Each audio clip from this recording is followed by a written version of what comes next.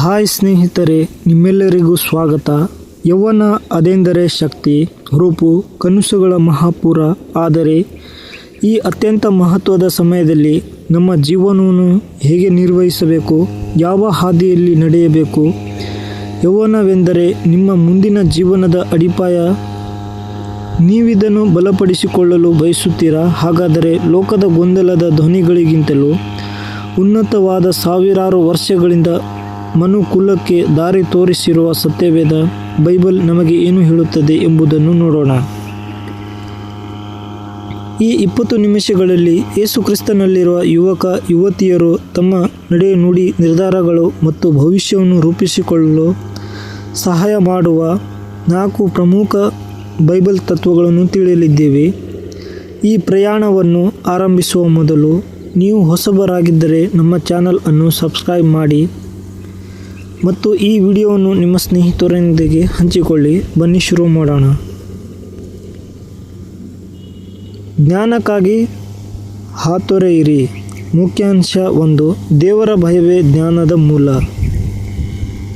ಯೌವನದಲ್ಲಿ ನಾವು ಅತಿ ಹೆಚ್ಚು ತಪ್ಪುಗಳನ್ನು ಮಾಡುವುದು ಅವಸರದ ಅಥವಾ ಅಜ್ಞಾನದ ನಿರ್ಧಾರಗಳಿಂದ. ಉತ್ತಮ ಸ್ನೇಹಿತರನ್ನು ಆಯ್ಕೆ ಮಾಡುವುದು, ವೃತ್ತಿ ಜೀವನವನ್ನು ಆರಿಸುವುದು, ಹಣಕಾಸು ನಿರ್ವಹಣೆ, ಪ್ರತಿಯೊಂದಕ್ಕೂ ವಿವೇಕ ಬೇಕು. ಸತ್ಯವೇದವು ಜ್ಞಾನೋಕ್ತಿ 1:7 ಹೇಳುತ್ತದೆ, ಯೆಹೋವನ ಭಯವೇ ಜ್ಞಾನಕ್ಕೆ ಮೂಲ. ಯೆಹೋವನನ್ನು ತಿಳಿದುಕೊಳ್ಳುವುದರಿಂದ, ಆತನ ವಾಕ್ಯವನ್ನು ಆಲಿಸುವುದರಿಂದ ನಿಮ್ಮ ನಿರ್ಧಾರಗಳಿಗೆ ಸರಿಯಾದ ಅಡಿಪಾಯ ಸಿಗುತ್ತದೆ. ನೀವು ಪ್ರತಿದಿನ ಕಾಲೇಜು, ಕೆಲಸಕ್ಕೆ ಹೋಗುವ ಮೊದಲು ಅಥವಾ ನಿಮ್ಮ ಸಾಮಾಜಿಕ ಮಾಧ್ಯಮವನ್ನು ನೋಡುವ ಮೊದಲು ಬೈಬಲ್ ಓದಲು ಸಮಯ ಕೊಡಿ. ಇದು ನಿಮ್ಮ ಮನಸ್ಸನ್ನು ಹೊಸತು ಮಾಡುತ್ತದೆ ಮತ್ತು ಪ್ರಪಂಚದ ಮೋಸದಿಂದ ನಿಮ್ಮನ್ನು ರಕ್ಷಿಸುತ್ತದೆ. ಪ್ರಾಯೋಗಿಕ ಸಲಹೆ. ನಿಮ್ಮ ಜೀವನದಲ್ಲಿ ಒಂದು ವಿವೇಕದ ಮೆಂಟರ್ ಅನ್ನು ಆರಿಸಿಕೊಳ್ಳಿ. ನಿಮ್ಮ ನಂಬಿಕೆಯಲ್ಲಿ ಬಲವಾಗಿರುವ ವಯಸ್ಸಾದವರ ಮಾರ್ಗದರ್ಶನ ಪಡೆಯಿರಿ, ಯಾಕಂದರೆ ನೀವು ಅನುಭವಿಸದೇ ಇರುವ ಸವಾಲುಗಳನ್ನು ಅವರು ಈಗಾಗಲೇ ಗೆದ್ದಿರುತ್ತಾರೆ. ಯಾಕೋಬ 1:5 ಹೇಳುತ್ತದೆ, ನಿಮ್ಮಲ್ಲಿ ಯಾರಿಗಾದರೂ ವಿವೇಕದ ಕೊರತೆ ಇದ್ದರೆ ಅವನು ದೇವರನ್ನು ಬೇಡಿಕೊಳ್ಳಲಿ. ಆತನು ಎಲ್ಲರಿಗೂ ಮುಕ್ತವಾಗಿ ಯಾರನ್ನು ನಿಂದಿಸದೆ ಕೊಡುತ್ತಾನೆ.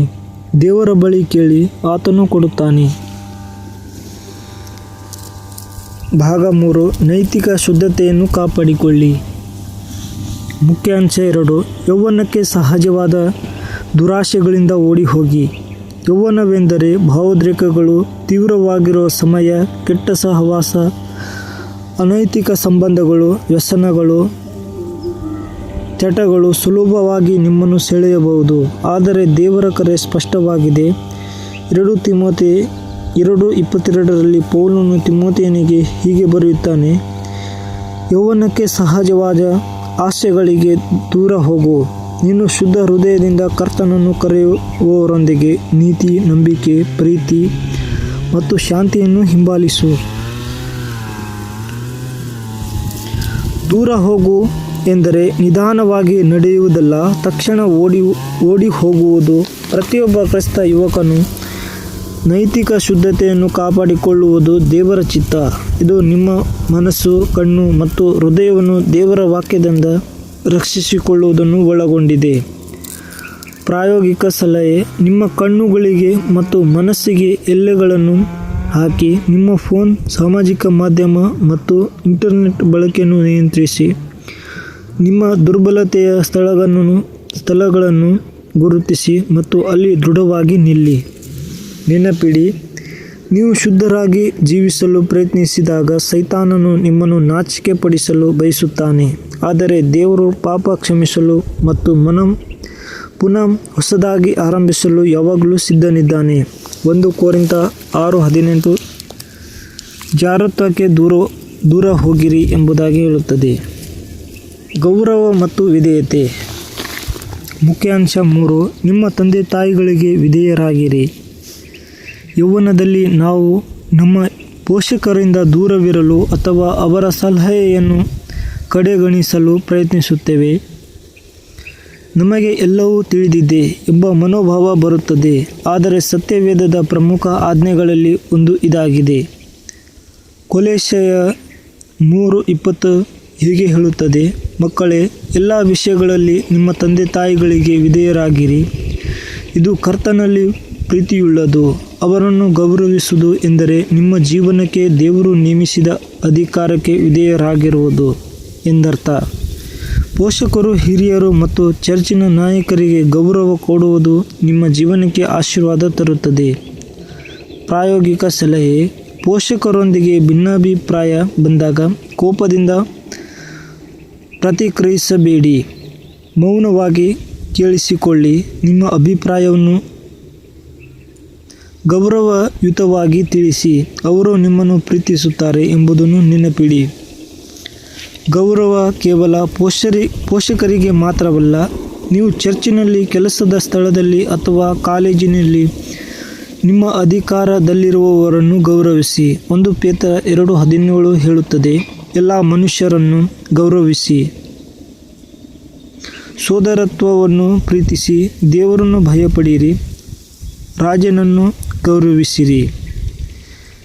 5. ಉದ್ದೇಶ ಮತ್ತು ಶ್ರದ್ಧೆ. ಮುಖ್ಯ ಅಂಶ 4. ನಿಮ್ಮ ಕೈಗೆ ಸಿಕ್ಕಿದ ಕೆಲಸವನ್ನೆಲ್ಲ ಶಕ್ತಿಯಿಂದ ಮಾಡಿರಿ. ಯೌವನದ ಶಕ್ತಿಯನ್ನು ಎಲ್ಲಿ ಹೂಡಿಕೆ ಮಾಡುತ್ತೇವೆ? ಟೈಮ್ ಪಾಸ್, ಮನೋರಂಜನೆಗೆ ಹೆಚ್ಚು ಸಮಯ ಕೊಡುವ ಬದಲು ನಿಮ್ಮ ಅಧ್ಯಯನ, ಕೆಲಸ ಅಥವಾ ದೇವರ ಸೇವೆಗೆ ಶ್ರದ್ಧೆಯಿಂದ ಸಮಯ ಕೊಡಿ. ಪ್ರಸಂಗಿ 9:10 ಹೀಗೆ ಉತ್ತೇಜಿಸುತ್ತದೆ, ನಿನ್ನ ಕೈಗೆ ಸಿಕ್ಕಿದ ಕೆಲಸವನ್ನೆಲ್ಲ ನಿನ್ನ ಶಕ್ತಿಯಿಂದ ಮಾಡು. ಇದು ಕೇವಲ ಕೆಲಸಕ್ಕಾಗಿಯಲ್ಲ, ನಿಮ್ಮ ಅಧ್ಯಯನಕ್ಕೂ ಅನ್ವಯಿಸುತ್ತದೆ. ನೀವು ಮಾಡುವ ಪ್ರತಿಯೊಂದು ಕೆಲಸವನ್ನು ದೇವರಿಗಾಗಿ ಮಾಡುವಂತೆ ಮಾಡಿ. ಕೊಲೊಸ್ಸೆಯ 3:23 ಈ ಮಾತುಗಳನ್ನು ಇನ್ನಷ್ಟು ದೃಢಪಡಿಸುತ್ತದೆ, ನೀವು ಏನು ಮಾಡಿದರೂ ಮನುಷ್ಯರಿಗಲ್ಲ. ಕೊಲೊಸ್ಸೆಯ 3:23 ಈ ಮಾತುಗಳನ್ನು ಇನ್ನಷ್ಟು ದೃಢಪಡಿಸುತ್ತದೆ, ನೀವು ಏನು ಮಾಡಿದರೂ ಮನುಷ್ಯರಿಗಲ್ಲ, ಕರ್ತನಿಗಾಗಿಯೇ ಮಾಡುತ್ತಿರುವ ಹಾಗೆ ಮನಪೂರ್ವಕವಾಗಿ ಮಾಡಿರಿ. ನಿಮ್ಮ ಪ್ರತಿಭೆ, ಸಮಯ ಮತ್ತು ಸಂಪನ್ಮೂಲಗಳನ್ನು ದೇವರ ಉದ್ದೇಶಗಳಿಗಾಗಿ ಬಳಸಿ. ಪ್ರಾಯೋಗಿಕ ಸಲಹೆ: ಸೋಮಾರಿತನವನ್ನು ಧಿಕ್ಕರಿಸಿ. ನಿಮ್ಮ ದಿನಕ್ಕೆ ಒಂದು ವೇಳಾಪಟ್ಟಿ, ಟೈಮ್ ಟೇಬಲ್ ಮಾಡಿ. ದೇವರ ವಾಕ್ಯ ಮತ್ತು ಪ್ರಾರ್ಥನೆಯನ್ನು ಮೊದಲ ಸ್ಥಾನದಲ್ಲಿ ಇರಿಸಿ. ನೀವು ಕಲಿಯಬೇಕಾದ ಕೌಶಲ್ಯಗಳನ್ನು ಶ್ರದ್ಧೆಯಿಂದ ಕಲಿಯಿರಿ. ನಿಮ್ಮ ಯೌವನವು ಕ್ಷಣಿಕ. ಈ ಅಮೂಲ್ಯ ಸಮಯವನ್ನು ಜಗತ್ತಿನ ವಸ್ತುಗಳನ್ನು ಬೆನ್ನಟ್ಟಲು ವ್ಯರ್ಥ ಮಾಡಬೇಡಿ. ಬದಲಾಗಿ ದೇವರ ರಾಜ್ಯಕ್ಕಾಗಿ ಮತ್ತು ನಿತ್ಯತ್ವಕ್ಕಾಗಿ ಹೂಡಿಕೆ ಮಾಡಿ. ಮುಕ್ತಾಯ ಮತ್ತು ಕರೆ. ಸಾರಾಂಶ: ಸ್ನೇಹಿತರೆ, ನಾವು ಸತ್ಯವೇದದಿಂದ 4 ಪ್ರಮುಖ ಪಾಠಗಳನ್ನು ಕಲಿತಿದ್ದೇವೆ. 1. ಜ್ಞಾನ ಮತ್ತು ವಿವೇಕಕ್ಕಾಗಿ ದೇವರ ಭಯವನ್ನು ಇಟ್ಟುಕೊಳ್ಳಿ. 2. ನೈತಿಕ ಶುದ್ಧತೆಗಾಗಿ ದುರಾಶೆಗಳಿಂದ ಓಡಿಹೋಗಿ. 3. ವಿಧೇಯತೆಗಾಗಿ ಪೋಷಕರನ್ನು ಗೌರವಿಸಿ. 4. ಶ್ರದ್ಧೆಗಾಗಿ ನಿಮ್ಮ ಕೆಲಸವನ್ನು ಮನಪೂರ್ವಕವಾಗಿ ಮಾಡಿ. ದೇವರು ನಿಮ್ಮ ಬಗ್ಗೆ ಒಂದು ಅದ್ಭುತ ಯೋಜನೆಯನ್ನು ಹೊಂದಿದ್ದಾನೆ. ಯೆರೆಮೀಯ 29:11 ಏಕೆಂದರೆ ನಿಮ್ಮ ವಿಷಯದಲ್ಲಿ ನನಗಿರುವ ಆಲೋಚನೆಗಳನ್ನು ನಾನೇ ಬಲ್ಲೆನು, ಅವು ನಿಮಗೆ ಸಮಾಧಾನವನ್ನುಂಟು ಮಾಡುವ ಆಲೋಚನೆಗಳೇ ಹೊರತು ಕೇಡನ್ನುಂಟು ಮಾಡುವ ಆಲೋಚನೆಗಳಲ್ಲ, ನಿಮಗೆ ಅಂತ್ಯದಲ್ಲಿ ನಿರೀಕ್ಷೆಯುಂಟಾಗುವ ಹಾಗೆಯೇ ನಾನು ಆಲೋಚಿಸುತ್ತೇನೆ ಎಂದು ಯೆಹೋವನು ಹೇಳುತ್ತಾನೆ. ನೀವು ಈ ಯೌವನದ ಪ್ರಯಾಣದಲ್ಲಿ ಒಂಟಿಯಲ್ಲ, ದೇವರು ನಿಮ್ಮ ಜೊತೆ ಇದ್ದಾನೆ. ಆತನನ್ನು ನಿಮ್ಮ ಮೊದಲ ಪ್ರೀತಿ ಮತ್ತು ಮಾರ್ಗದರ್ಶಕರನ್ನಾಗಿ ಇಟ್ಟುಕೊಳ್ಳಿ. ನಿಮಗೆ ಈ ವಿಡಿಯೋ ಸಹಾಯಕವಾಗಿದ್ದರೆ ದಯವಿಟ್ಟು ಲೈಕ್ ಮಾಡಿ ಮತ್ತು ನಿಮ್ಮ ಅತ್ಯಂತ ಇಷ್ಟವಾದ ಬೈಬಲ್ ಪದ್ಯ ಯಾವುದು ಎಂಬುದನ್ನು ಕೆಳಗೆ ಕಮೆಂಟ್ ಮಾಡಿ.